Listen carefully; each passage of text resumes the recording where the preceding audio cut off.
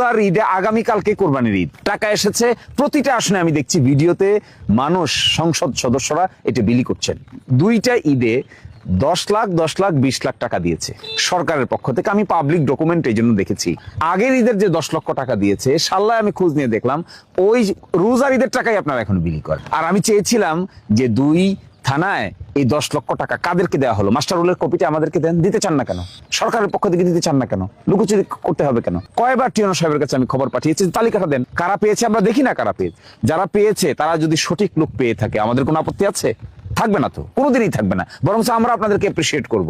আমরা আপনাদেরকে এপ্রিসিয়েট করে বড় করে ভিডিও দিব যে আপনারা ভালো কাজ করেছেন, সঠিক কাজ করেছেন। কিন্তু দেখেন, রোজার ঈদে আগামীকালকে কোরবানির ঈদ, টাকা এসেছে প্রতিটা আসনে। আমি দেখছি ভিডিওতে মানুষ, সংসদ সদস্যরা এটা বিলি করছেন। আপনারা করেন না কেন? শুনলাম, বুঝলাম আমাদের মাননীয় সংসদ সদস্য শারীরিকভাবে অসুস্থ হওয়ার কারণে তিনি আসতে পারছেন না। তার প্রতিনিধিরা করবে, তার অন্যরা করবে, সরকারের পক্ষ থেকে করবে, অন্যান্য জনপ্রতিনিধি আছে যারা, তারা করবে, ইউনিয়ন পরিষদের চেয়ারম্যানরা করবে। তাদেরকে অথরিটি দেন, তারা বাছাই করুক। বাছাই করে 10 লক্ষ টাকা যদি 1-2টা থানায় 10 লক্ষ টাকা আজকে বিলি করা, গরিব মানুষদেরকে দেখে দেখে তাদের জীবনে ঈদের আগের দিনের 1000 টাকা কত গুরুত্বপূর্ণ তা আপনারা বোঝেন না? আপনারা এই গ্রামের মানুষ না?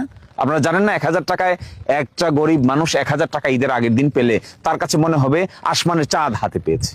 2000 টাকা হাতে পেলে তার পরিবারে সুখের বন্যা বয়ে যাবে। তো 2000 টাকা ঈদের পরে দিয়ে তার লাভ কি? কি ফায়দা হবে?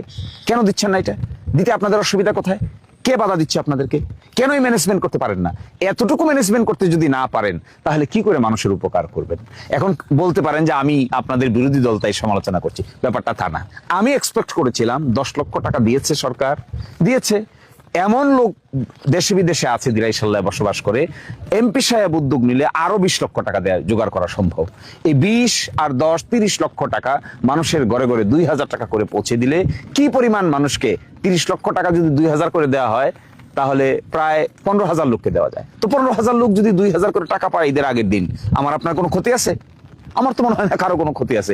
Everybody will be happy. আপনাদের সুনাম হবে, সরকারের সুনাম হবে, এতে আমাদের কোনো দুর্নাম হবে না। আর আপনাদের যদি সুনাম হয়, আমাদের অসুবিধা কোথায়? আমাদের তো কোনো অসুবিধা। এত সংকীর্ণ রাজনীতি তো আমরা করি না, এত সংকীর্ণ বিষয় না তো মারামারি করার সময় আমাদের নাই।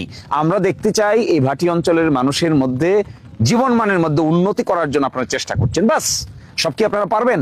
সব যে পারবেন না তাও তো আমরা জানি, কিন্তু তারপরে চেষ্টা যে করছেন তাতে বাহবা পাবেন, আমরাও বাহবা দিব। মানুষ উৎসাহিত হবে, আপনাদের ইজ্জত বাড়বে।